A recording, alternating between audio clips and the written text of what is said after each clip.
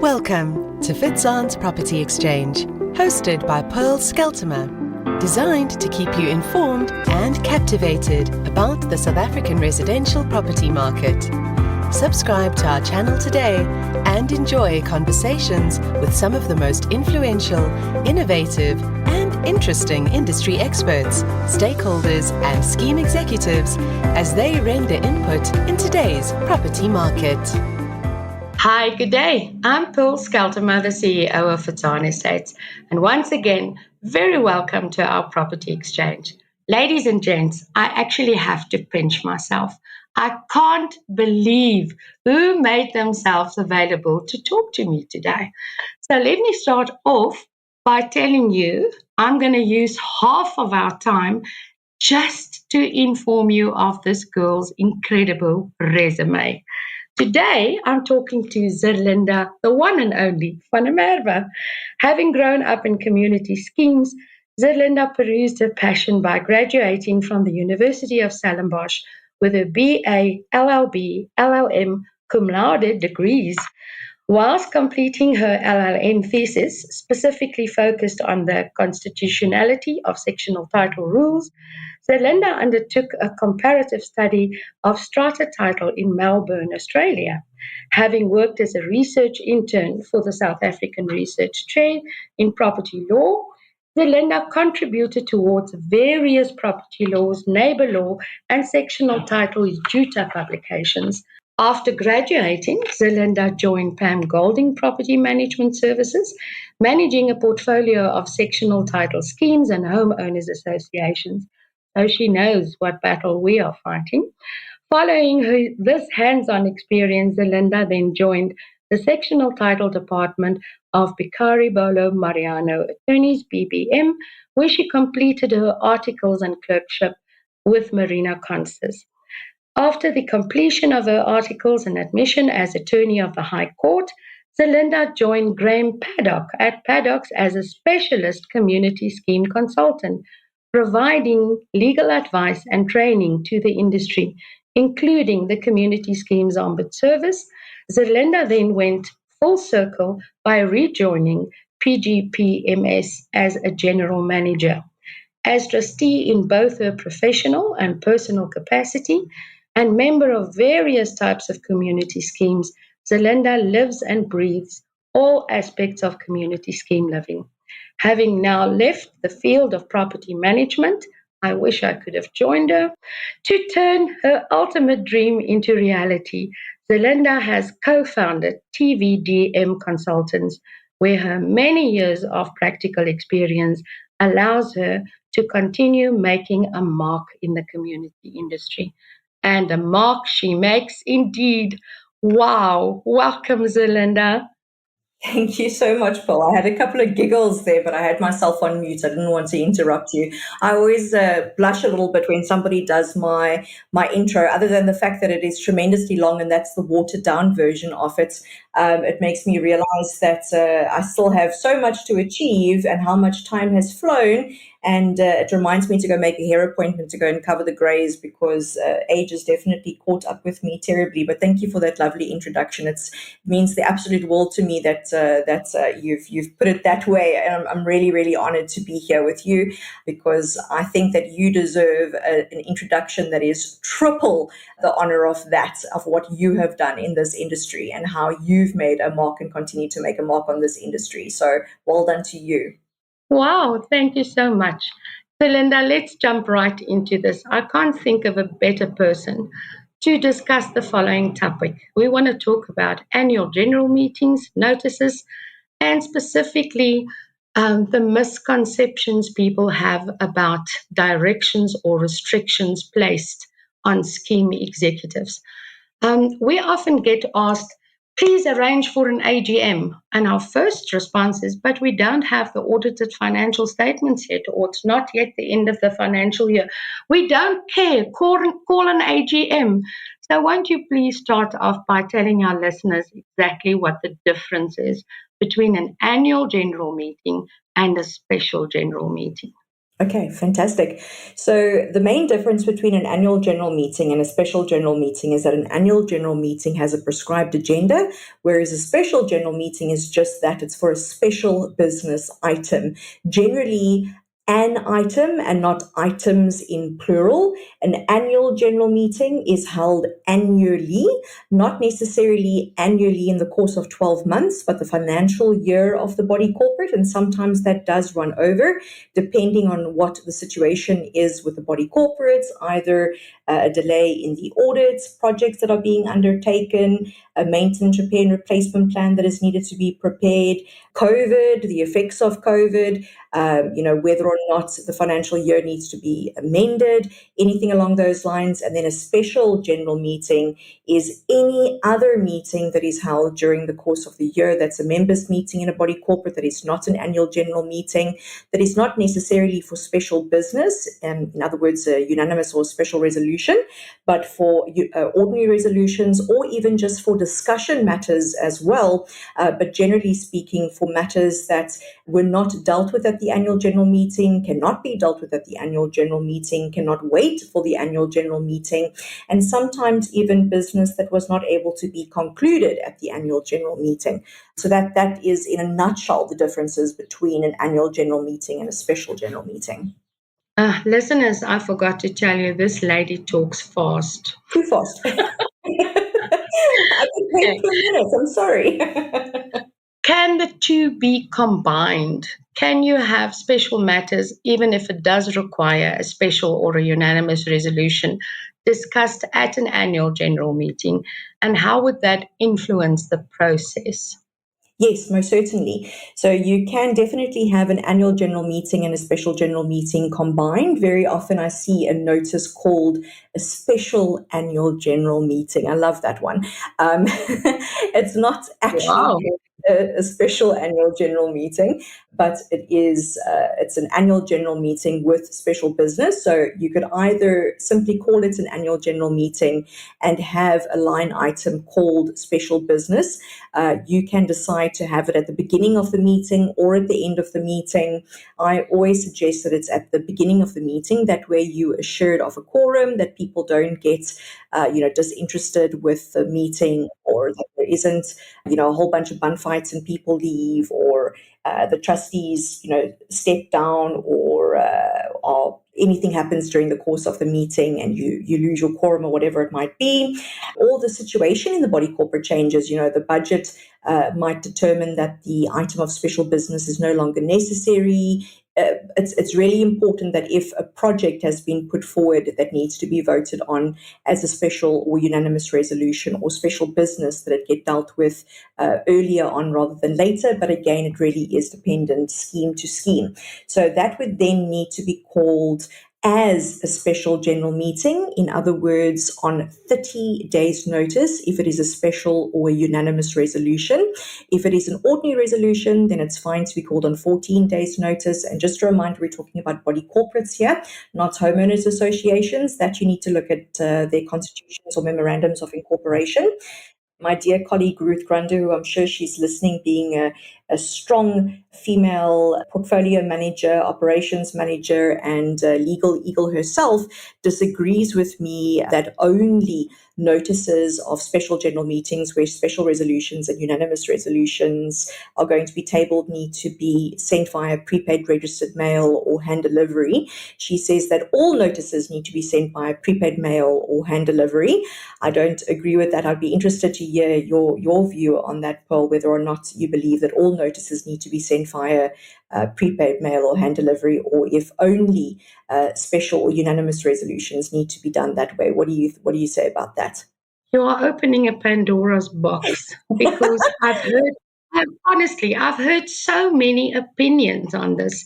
But okay, you asked for my opinion, and my opinion is that only special and unanimous resolutions would require prepaid register post. But I came across something very interesting yesterday, and I might sound a bit stupid. A managing agent here in Pretoria is sending mails per registered email. I've heard about that. Very interesting. Yeah, I actually want to investigate this, because I think that could resolve quite a bit of our problems in sending notices. But yeah, it's called registered email. Yeah. So I'm going to send you some information on that. Derek Lottering of iCompliance and Shirley Bailey kindly sent us some information on that. And I do think that if enough of us spend some attention looking into that and advertising that or marketing that, that can most certainly be something to assist us practically in the industry when it comes to the prepaid registered mail. I know we're deviating a bit off topic here, but it used to really kill my soul when we used to send out hundreds of prepaid registered mail notices. And all of them come back, all of them are returned. Pretty much all of them would be returned. Really terrible. So to go back to end off the answer to your question, you can combine it. Obviously, the notice periods would need to change depending on the nature of the business. Alternatively, if the pack is quite large and you do not want to send it all via prepaid registered mail, what you could do is send the special and unanimous resolution portion of the notice 30 days before via prepaid registered mail or hand delivery, and then you can send the business of the annual general meeting 14 days before via email only. So that's an option. Or you can simply arrange it for 2 separate days. The difficulty always is that now one has to really immediately diarize 2 separate dates because you're almost guaranteed that you're not going to have a quorum. You don't have a quorum. Around. Yeah. So you're going to fill your diary up rather quickly going that way around. Yeah, that's the life of a managing agent. Pretty much, unfortunately. Anyway, okay. What I'd like to know, and like I said, I mentioned it at the beginning of our discussion, there's rather a bit of a misconception about directions or restrictions placed on the appointed scheme executives.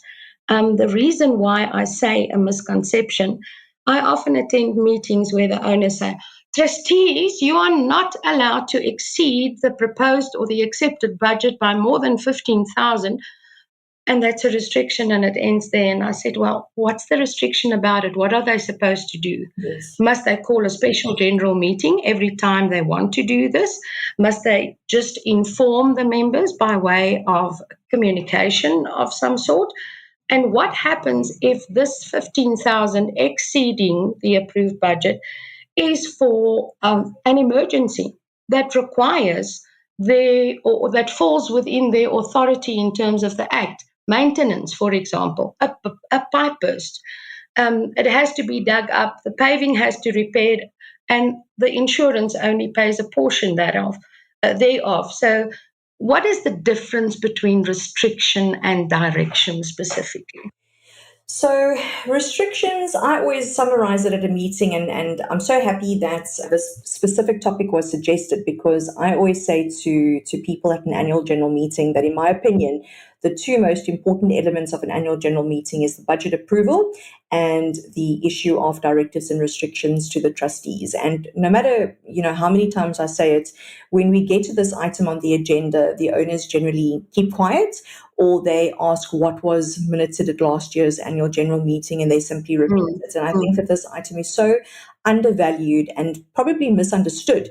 And so the importance of understanding the difference between the 2 is important. The restriction, I always like to say, is telling the trustees what you cannot do, and the directive is telling the trustees what you can do. So to give an example... That's a good summary. I like that. I battle to find examples for restrictions because the Act is pretty restrictive as to what trustees can't do. I mean, if you look at the Sectional Titles Act compared to the Sectional Title Schemes Management Act, there's very few things that trustees can do now under the STSMA compared to what they could do under the Sectional Titles Act. So what you could say to the trustees at annual general meeting is, you cannot terminate the managing agent's contract. I mean, we would all love that. Or you cannot drop below 3 trustees without coming to a special general meeting, or or you cannot not fill your vacancy if there is a vacancy in the number of trustees. But the biggest one that we always find is this financial restriction that you use as an example. But it most certainly has to be worded very carefully. Otherwise, the trustees are simply going to not understand or not be guided correctly. They're not going to comply with it. They are going to end up with issues, or they're going to run to the owners every 2 seconds because there hasn't been proper guidance. The directive is telling the trustees, come back to us midway through the year that we can discuss the budget, or come back to us with 3 quotes for a new security provider, or come back to us with a special levy before you decide to go and raise it, or whatever it might be. So I like to summarize it that way. It might sound simplified, but at the end of the day, the nice thing about this agenda item is to tell the owners in your own words, what do you want your duly elected representatives to do for you? It's almost like voting for your political party. What do you want us to do for you? You tell us, this is your opportunity, and we will do it for you. And I think people really need to start using it a little bit more at meeting. I think, and I say this with respect, I think most of our members doesn't realize or know exactly what it means. So therefore they keep quiet. Or alternatively, they have so much faith in the scheme executives they appointed that they don't deem it necessary either to restrict or to direct them. I know for a fact that at some of the meetings that the appointed scheme executives are actually dreading that point when it reaches this point on the agenda, because is there a lot of work coming through to them, more responsibilities to fill than the normal? And you are quite right. It's an item, a very important item on the agenda that is completely overlooked. And the members don't realize how much, what shall I say, power lies in that, where they actually have the opportunity to say, you may not do X, Y, and Z, or please give attention to A, B, C, D, and E. Yeah, quite good. There's another question I'd like to ask, because this happened recently. Trustees revised the conduct rules. They called a special general meeting, 30 days notice. At the date of the meeting, no quorum of 33.3% could be reached. The meeting was then postponed to the next week, same place, same time as the Act requires, and they then proceeded once again with no quorum present, but the meeting was called for 1800 hours. And when no quorum was reached at that point, they proceeded. One of the members then took the matter to CSOS to say, they did not wait another 30 minutes at the postponed date, so therefore the meeting is called null and void. Is that correct? Oh, it's such a difficult one, because my practical experience is that at most adjourned meetings, even fewer people that were at the initial meeting actually turn up, which is really sad. Most of the time, the managing agent or the trustees actually put even more effort into the adjourned meeting to get people to attend. They ask people to attend, they get proxies. The proxies from the previous meeting is valid. So to have to wait for the second 30 minutes is a tall ask, but unfortunately it is a legal requirement. You have to ask yourself, did that person that went to CSOS objecting to that meeting, number one, did they attend? Number two, did they participate in the entire meeting, or did they try to get the meeting called off within the first 30 minutes? What was the reason that the body corporate went ahead with the meeting in that 30 minutes? You have to look at the entire picture. I don't think it's as simple as saying the meeting is invalid. I think that there's a lot to look at around that picture, but black and white, yes, it would be invalid, but it's not as simple as that. Tough one. All right. I'm very sure in your experience, even as the co-founder of TVDM and your previous experience as managing agent, that you have come across quite a few interesting situations pertaining to procedure or conduct at an annual general meeting. Would you like to share some of that with us? Yeah, we always joke about being able to write a book.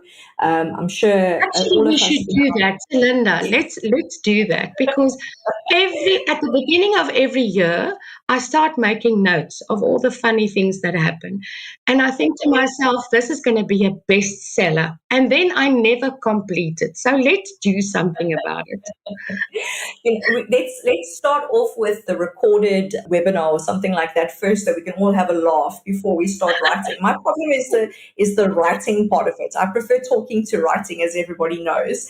So yeah, we definitely have enough stories to entertain each other and ourselves. I'm quite an emotional person for people that know me, and I wear my heart on my sleeve and all those fun things. So I do take on, my clients' problems and their disputes and things like that quite personally. I have grown quite a hard shell since I started out in the industry. I was quite a little pipsqueak when I first started out, if I think about it, to where I've come now.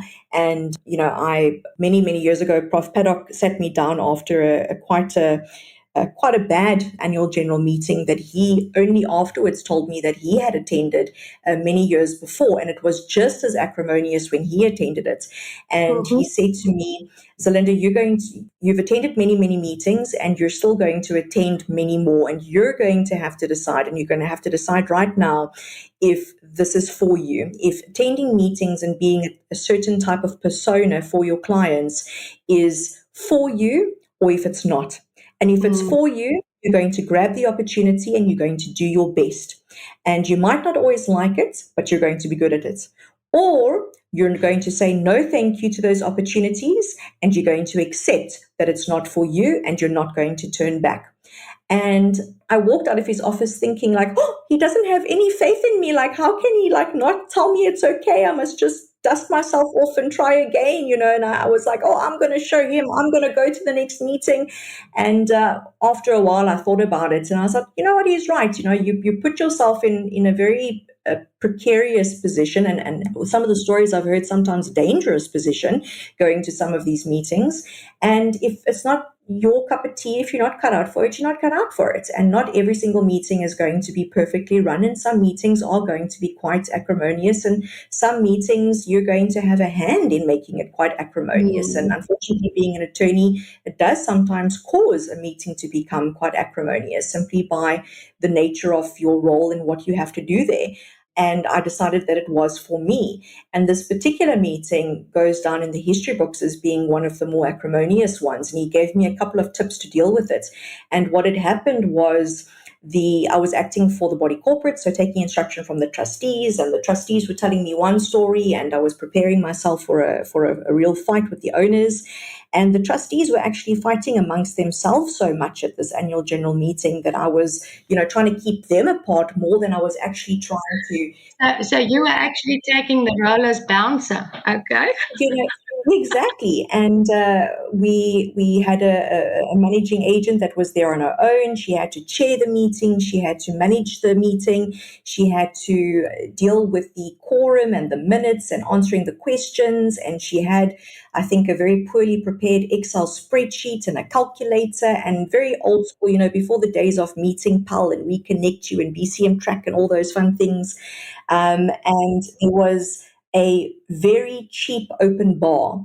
Now, since then, I promised myself I was never going to go to a meeting where any alcohol was served, either cheap or expensive. Because unfortunately, people, as soon as they start drinking, they don't become, they're not. They either become very strong or very clever. Yes. So people had a very long opportunity while votes were being tabulated to have quite a few drinks. And they started hanging over this poor portfolio manager to see how she was calculating, and everybody suddenly became an Excel spreadsheet expert and were trying to influence her calculations. And as I was trying to help her keep everyone away from her, a trustee and an owner started having a go at each other, and I thought I was, strong enough to be able to pull the two gentlemen apart, and in the middle of it, I got a whack between them. So I was not very pleased with that and marched on out and proceeded to have a good old cry in my car and phone my mommy and daddy. So that was that was my story of an acrimonious meeting. And then Prof. Paddock told me, make sure that you find an excuse to not hang around when there is an opportunity for owners to like walk around and things like that. Don't be at a meeting where alcohol is being served. Make sure there is a stage or a table or a podium between you and the owners. Go take a phone call in inverted commas, go to the ladies' room, go to your car, make sure that there's more people from the managing agent's office at the meeting, or take a colleague with you. So the following meeting at that body corporate, because I went back again, the following meeting, I took Anton Kelly with me from Paddocks, and he was my big strapping bouncer, and they did not misbehave again at that meeting, and I had a lot more confidence, and from there it got better. One of my colleagues that used to work with me, they had a meeting where the owners didn't trust the managing agent and trustees to such an extent that they brought a voting box, like you get at the voting stations for political votes, and duct tape, ropes, and they duct taped and roped the box closed to make sure that the box was secured until one of the owners could go with the managing agent to their office to go and count the votes. So there's a lot of interesting things. I'm sure these are mild stories compared to some of the ones that you've... Now I'm getting more and more ideas for this book of ours. You actually have me excited there. So, Linda, I would like to make use of this opportunity to thank you for promoting our industry, for providing so much information on all possible platforms, for calling off these very, very interesting seminars where just about anyone can attend. And all of this is free of charge. You have no idea how much this means for the industry. And honestly, thank you so much for that. And that brings me to the end, Zerlinda. Where can my listeners get hold of you or your company, or learn more about what services you provide? So they can check us out on our website. It's www.tvdmconsultants.com. They can pop us an email, info@tvdmconsultants.com. They can take a look at our Facebook page, our LinkedIn page. They are more than welcome to join our community, Pearl, Sectional Title Living in South Africa. If they are portfolio managers, the Portfolio Manager Support Group on Facebook as well. And once again, I would like to thank you for your participation and all the role players in this effort. And you actually make me excited. It seems like things are going to happen. So listeners, be on the lookout, be on the listen, look at the websites, and be informed of what's happening in our industry. Thank you so much, Zerlinda. This was Fitzanne's Property Exchange, hosted by Pearl Scheltema. Not only do we keep you informed on the very latest in the property industry, we also empower by expanding your knowledge base. Make sure to visit www.fitzanne.co.za to find out more about sectional title scheme management, letting, sales, and trustee training. Remember to subscribe to our channel and follow us on all our social platforms.